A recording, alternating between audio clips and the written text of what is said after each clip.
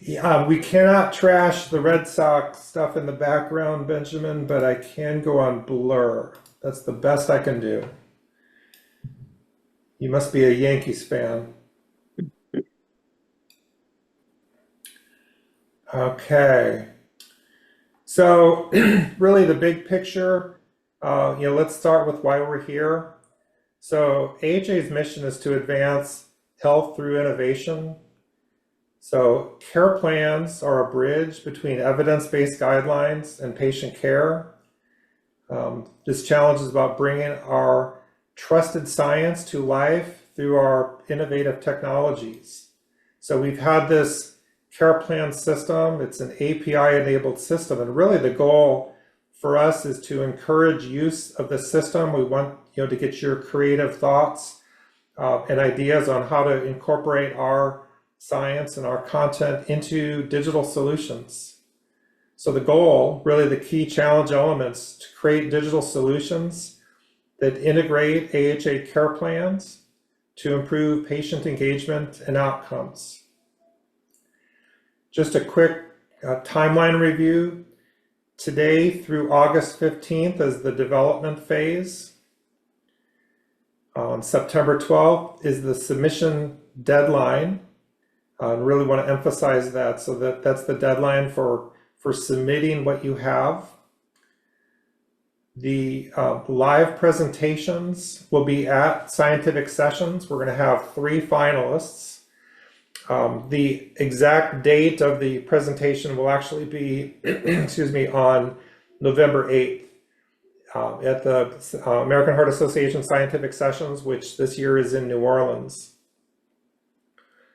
What success looks like are solutions that demonstrate clear patient impact, innovation that bridges clinical guidelines with real-world application, and technology that healthcare providers and patients will actually use.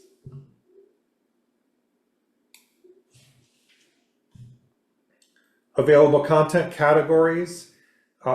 We have condition-specific care plans. So in the access that you've been granted, I believe there's a core plan, just a generic plan. And then there's plans for hypertension or blood pressure, heart failure, and cardiac rehab.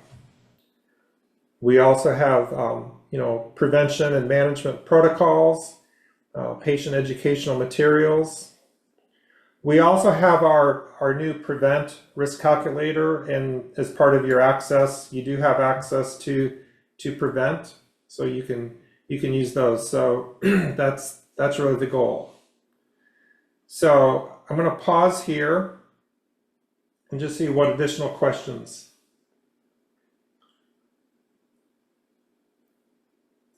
Yeah, so Brendan had a question. So I'm reading from my notes the 12th, but I will double check with my colleagues Webb and Megan, who I know are on the call, if we have if we can just check the date. He's correct. The submission deadline is September 26th. Okay, thank you. So I don't know where that 12th date came from. That's not. Yep. Okay, so September 26th. Other questions? Okay, so what I'm going to do is I'm just going to take a couple of minutes. So many of you, I know I recognize you and you are familiar with our system. And I also know that some of you are not. So what I'm going to do is just start out and give you just a brief overview of what we're hoping to accomplish. So let me get my stuff together here.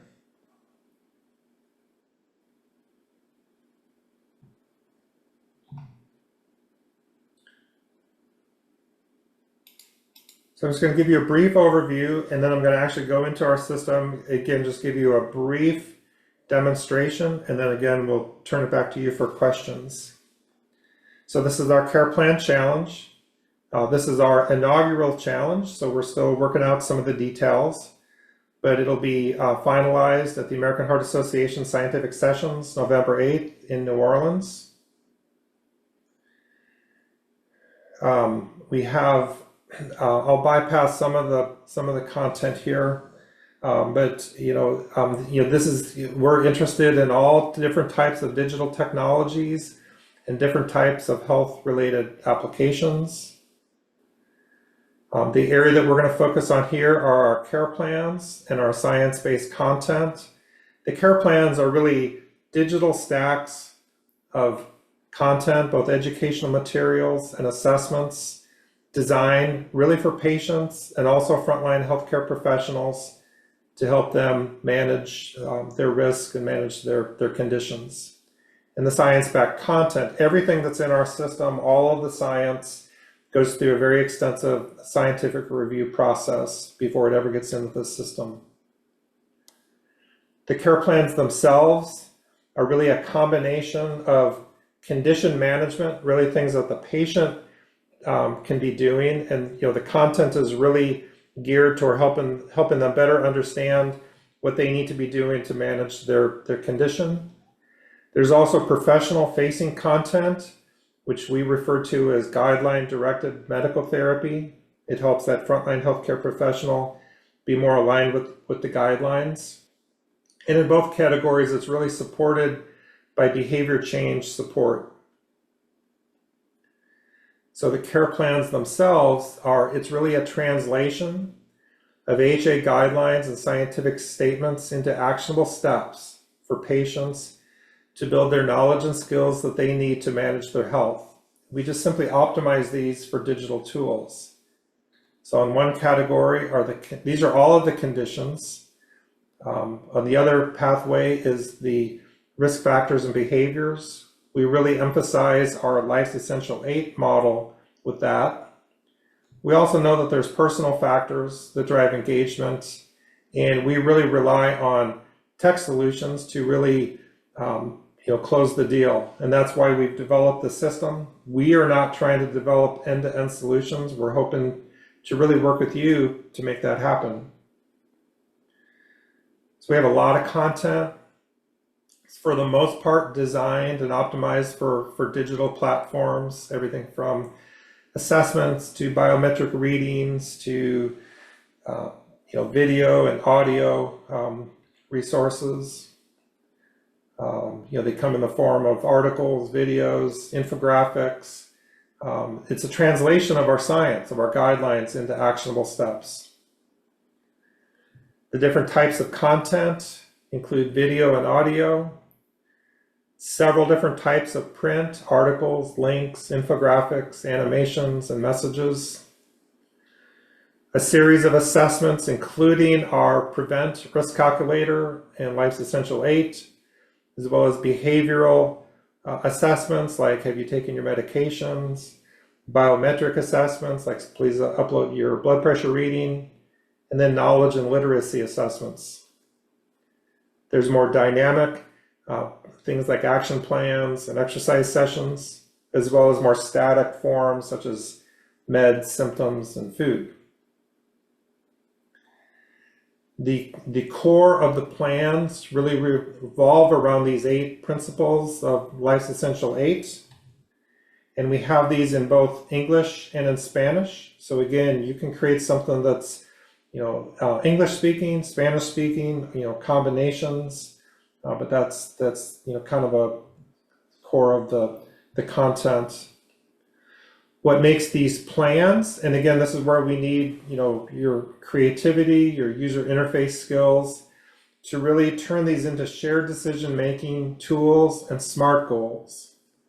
It's really designed to help that person set their priority based on their conditions, their biometrics, their behaviors, and their medical plan, helping them to establish measurable goals, both short and long term, based on biometrics and behaviors, and then to create actionable, achievable, realistic, and timely action plans.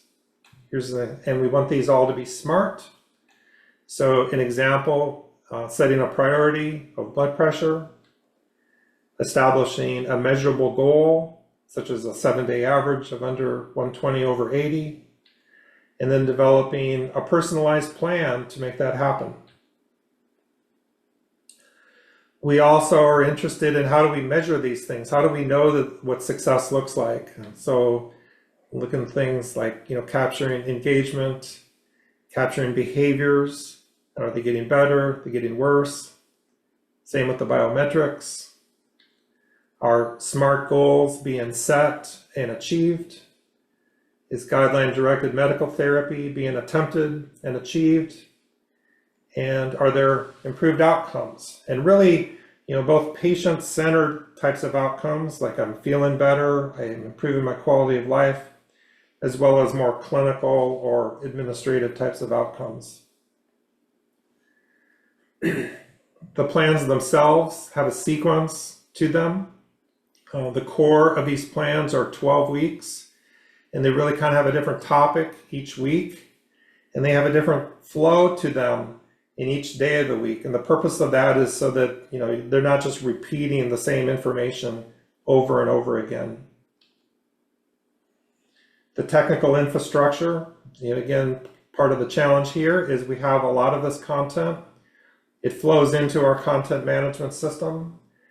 That's where you take the APIs and either create patient-facing or professional-facing applications. And it can be in a variety of different types of platforms, from remote monitoring to AI to digital therapeutics to something that's more on the analytic spectrum. Let me pause there and see if there are any additional questions.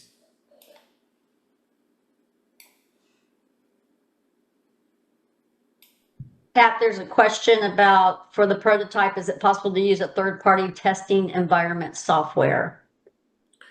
I think, Safe, your question there, I think the answer to that is yes.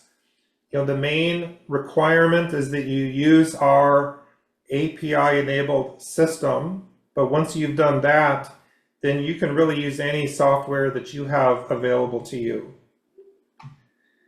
All right, now I'm going to go into our system here. Let me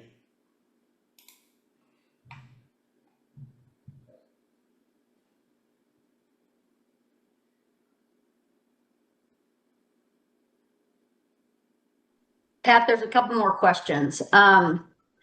What modifications are we allowed with the content? For example, transcriptions of media, delivering pieces of content versus the whole. So the spirit of that question, you can't really modify the content, but you can put it into the context that really fits what you're trying to achieve. So I would say, for the purpose of the challenge, I wouldn't try to be changing the content. But certainly, we do want you to be creative, and we want you to use it in ways that help you achieve your goals. So, and I'm going to follow on this question. So, would it be safe to, so does it have to be delivered in the exact sequence that it's provided? Is this, I'm not going to be able to pronounce the name correctly, but for the person that answered this question, I mean, is that the spirit of the question? Is can it be? Yeah, I think I understand the question, and we're not expecting fully loaded end-to-end solutions. So to that extent, yes, you can create cuts of the content, so it doesn't have to be exactly in the sequence. You don't have to start at day 1 and end up at day 84. You can we just want some glimpses into what you're trying to accomplish. And Pat, before you move on, let's just cover these questions that have come in so far, if you're okay with that. Sure. What format should the submission be in? A video run through of the program, or would you like access to the solution? I think for the purposes of our our reviewers, if I think a video run through or a series of screenshots would be just fine. I know our consultant Megan is on here, so Megan, if you have a thought on that, please feel free to add to that. But I think a screenshot or a short video is probably the most effective. I wouldn't try to to give our reviewers direct access to the content unless it's something easy for them to access. And then, does it need to be patient or provider, or can it be both? It can be both, and it can be either or. Okay. Okay, a couple more questions here. If we see something on the website that isn't in the system, can we request it? Yes, please request it. Just send me a note saying, hey, and it may be in there. You just may not have found it. Or you may have found something new that we haven't added to our system. So I would be the direct contact. Just send me a note and we can upload it into our system. And then I'll tell you where to find it, what the code is for it. Okay, and then a couple more questions. Someone asked if you can, after this call, we'll send these, can you send these slides out, Pat, that you're going over? Yes. Okay. Yeah, and everyone should have received the video kind of overview as well prior to this meeting. So a couple more questions. Is there a relation between the outcome of the prevent calculator and the care plans? Yeah, that's a great question. So we're in the process of building the prevent calculator into the care plans. Currently the link is separate. So you can build, a separate, something that's focused on the prevent calculator, or you can build it into the context of a care plan. But since the prevent is new, right now they're kind of separated. Okay, and then does risk of CVD directly relate to a particular care plan, or are all the care plans specific to the categorizations mentioned?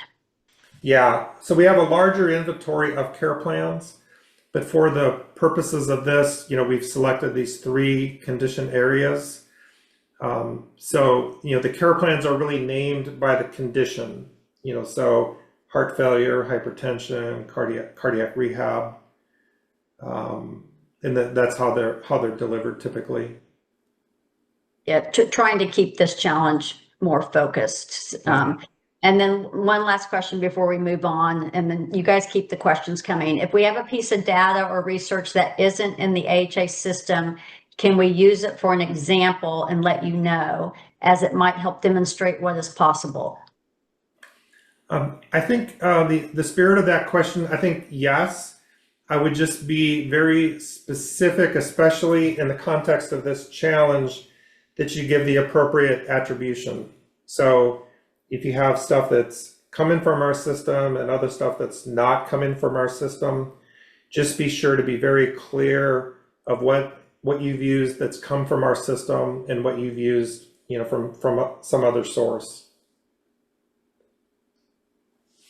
Okay.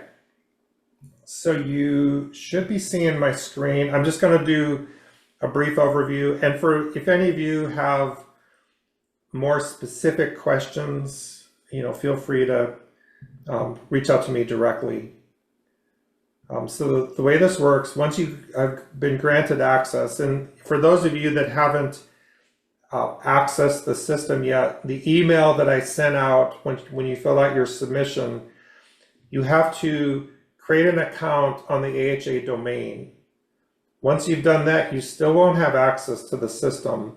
You'll need to send me a note saying that you've completed your access. I have to go in and actually approve it. It's just a way to prevent malicious users in the system. So once I've approved it, then you're in, and it should be working just like what I'm showing here. So I click on content, and the content, really shows you everything. So I'm just gonna give you one quick example. If you click into this content, this video is a part of every one of our care plans. It's our getting started video. In the system, you can see the the file. This is what you're going to see through the API system, also the closed captioning piece of it. So this is how the content works. And there's other forms of content. For example, we have things like infographics. I'm going to pull it back here. Again, you can just click in here, click into this little gray box, and it'll bring up the infographic. And here's the file, and here's actually a little thumbnail of the infographic itself. On the assessment side, again, there's different forms of assessments that come down here to this blood pressure assessment plan. These are the questions related to the assessment, as well as the two numbers, the blood pressure readings themselves. For the techies in the audience, what you get in the API is the JSON view. So this is the code that makes that assessment work. And then when you get to the CarePlan, so unfortunately my access is to everything. So I apologize that you're seeing more here than what you would be seeing within your access. But if I click into heart failure, for example, which is one of our care plans that we've associated with this, when you're in the care plan, this is the sequencing. So it's an 84-day plan. And so then it shows each day and there's typically, there might be a message. In the case of heart failure, there's a biometric check-in, and then there's other things like a challenge, for example, that the person participates in. So the idea is each day there's a sequence of items and activities that the person goes through. Again, we're not asking you to, create all 84 days. We're just simply asking you to come in, create some prototypes, show us some examples of how you're using our system. On the back end is this Swagger system. So this is how you access the API. And so you'll get access to this. The way this works is you have to log in. If you're not familiar with Swagger, the way it works is you click try it out, and then you're going to type in your grant type, and all of that information is in the documentation that was sent in the email. So it's client credentials. The CarePlan challenge is our group name here, and then you'll have a secret client code that you'll type in here. Once you've done that, you'll click execute, and when you click execute, you'll get your access token. You get take the access token, come up here to authorize, you type in, and this is all in the documentation, but you type in the word bearer with a space, and then copy the token and click authorize, and that gets you in the system. The prevent calculator works the same way. Let me pull that over here. You'll get your authorization token in here. You've got your username and password, authorization token. You'll copy this token. You'll come down to the calculation.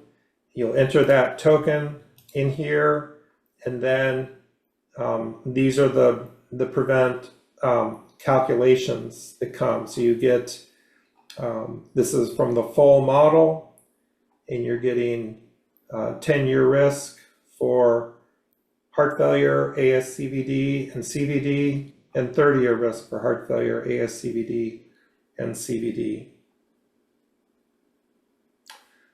Let me pause there again to see if there's questions. Yes, there's a few more questions, Pat. So in reference to the content, is it possible to download the content so they can upload as a file via their CMS, or are the APIs preferable? So in the spirit of this challenge, we prefer the API because that's the whole point here. If it makes more sense for you to download it and use it, as long as you're pulling the content from our system, then that's technically okay. But, we'd love to see you, really, really utilizing the API to its fullest extent.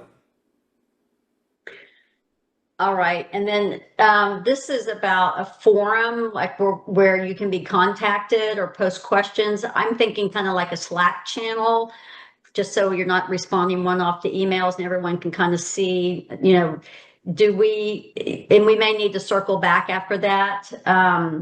But, that, I think that would be a nice, kind of central location where everyone's seeing.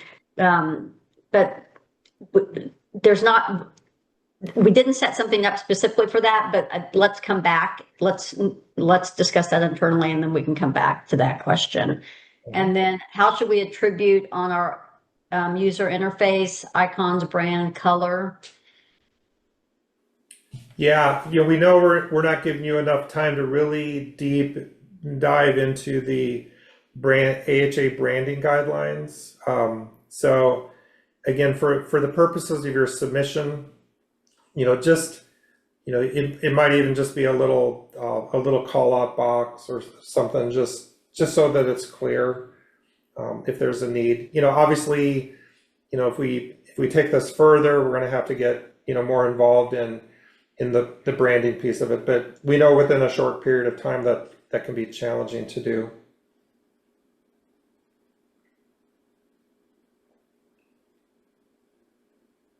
Okay, those are the only questions new thus far. Okay.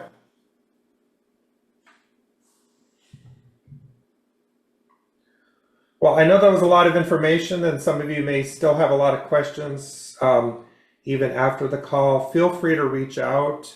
We're here to help you, guide you in that. The main message is, we're looking for prototypes. We're looking for, proofs of concept. We're not looking for a fully baked solution. So don't worry if you haven't fully operationalized an entire care plan or an entire solution. Just show us some good examples of what's possible.